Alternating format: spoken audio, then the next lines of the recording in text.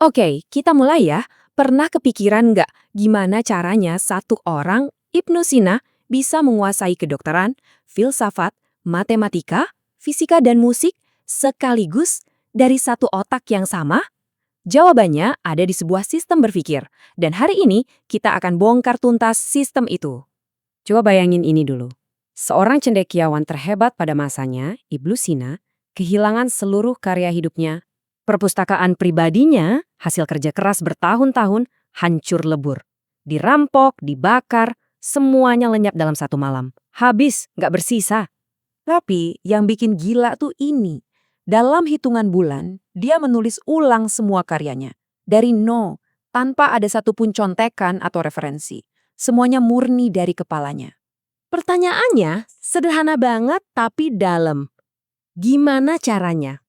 Ini bukan sulap, dan ini bukan karena dia jenius dari lahir. Ini adalah sebuah sistem. Dan bagian terbaiknya, otak kita, otak Anda, juga bisa melakukan ini. Nah, hari ini kita akan bongkar tuntas caranya. Jadi, apa sih rahasia di balik pikiran yang nggak bisa dihancurkan itu? Jawabannya adalah sebuah konsep yang namanya modal mental. Yuk kita bedah fondasinya, biar kita semua bisa mulai membangunnya. Tenang, ini bukan istilah motivasi yang kosong. Definisi paling gampangnya gini, modal mental itu adalah sebuah peta kerja di dalam otak Anda. Bukan hafalan, bukan catatan, tapi sebuah sistem berpikir yang udah nyatu sama cara Anda memproses informasi. Contoh gampangnya begini deh, Anda kan nggak perlu baca buku fisika dulu setiap kali mau melempar bola kan?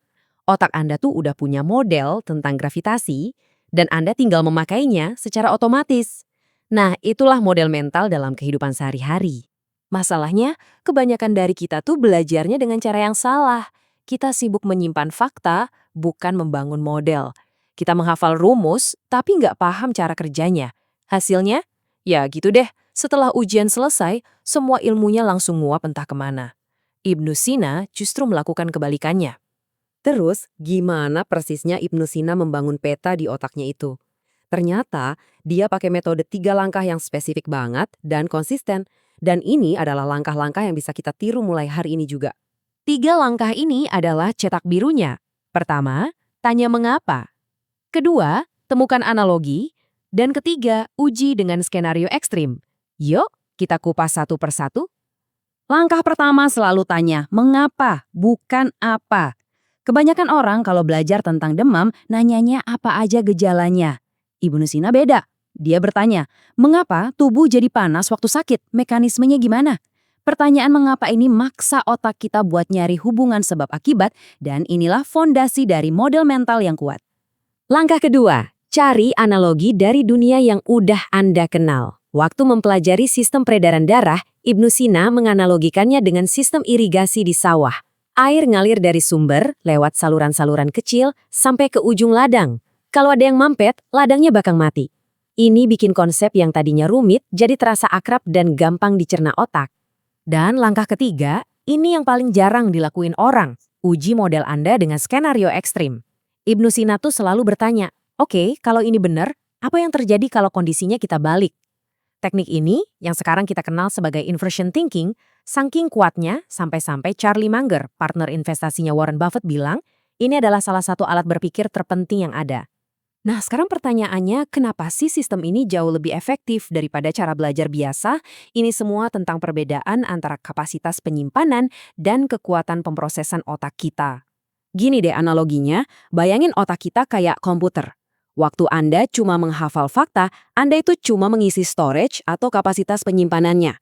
Tapi, waktu Anda membangun model mental, Anda itu lagi meng-upgrade processing power atau kekuatan pemrosesan otak Anda. Nah, storage itu terbatas, bisa penuh. Tapi, processing power yang kuat justru bikin kita makin tajam seiring waktu.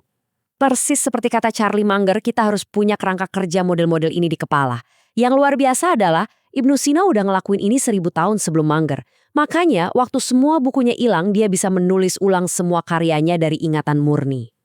Oke, teorinya keren, tapi gimana cara memulainya? Bukan besok, bukan minggu depan, tapi hari ini, sekarang juga. Ada 3 langkah praktis. Pertama, pilih satu bidang apa aja. Terus tanyakan, apa prinsip paling dasarnya? Kedua, tiap kali belajar hal baru, paksain diri buat bikin satu analogi. Sambungin ke sesuatu yang udah Anda kenal baik.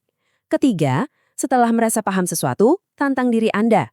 Tanyakan, apa yang bisa bikin pemahaman ini salah? Kalau Anda nggak bisa jawab, berarti Anda baru sebatas hafal, belum benar-benar paham. Ibnu Sina ngelakuin 3 hal ini setiap hari, sampai jadi kebiasaan otomatis.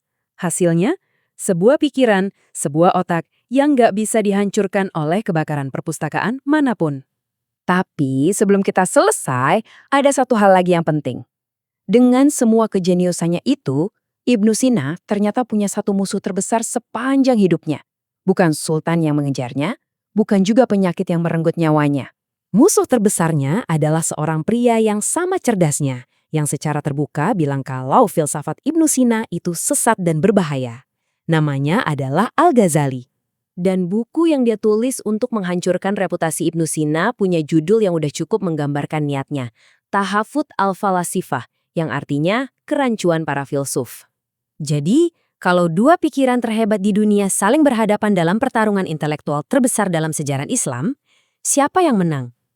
Dan yang lebih penting lagi, apa yang bisa kita pelajari dari pertarungan mereka tentang hakikat kebenaran itu sendiri? Nah, itu akan kita bahas di lain kesempatan.